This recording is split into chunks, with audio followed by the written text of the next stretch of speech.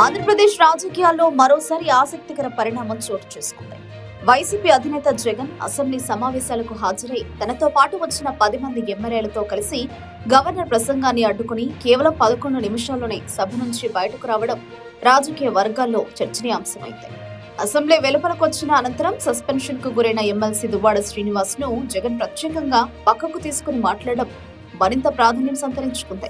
శాసన మండలిలో ఎలా వ్యవహరించాలనే విషయంపై దువ్వాడ ప్రశ్నించగా పరిస్థితిని బట్టి వారి విధానాన్ని బట్టి మండలిలో స్పందించండి అంటూ జగన్ సూచించినట్లు సమాచారం. అసెంబ్లీ సమావేశంలో గవర్నర్ ప్రసంగాన్ని అడ్డుకోవడం ద్వారా ప్రభుత్వంపై తమ నిరసనను స్పష్టంగా తెలియజేసిన వైఎస్ఆర్సీపీ మండలిలో కూడా గట్టిగా స్వరం వినిపించాలని భావిస్తున్నట్లు రాజకీయ విశ్లేషకులు అంచనా వేస్తున్నారు.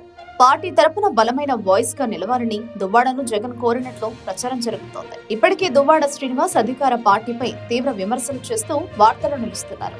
ముఖ్యంగా తిరుమల లడ్డూ వివాదంపై స్పందిస్తూ ప్రభుత్వ వైఖరిని ఆయన ప్రశ్నిస్తున్నారు. ఇంతో మండలిలోనూ అదే ధోరణిని కొనసాగించే అవకాశం ఉందని పార్టీ వర్గాలు చెబుతున్నాయి. జగన్ అసెంబ్లీలో తక్కువసేపే ఉండి బయటకు రావడం ఒక రాజకీయ సందేశంగా భావించబడుతోంది. ప్రభుత్వం తమ అభిప్రాయాలను వినిపించేందుకు అవకాశం ఇవ్వడం లేదనే వాదనను బలపరచడమే లక్ష్యంగా ఈ చర్చ ఉండొచ్చని విశ్లేషణలు వస్తున్నాయి.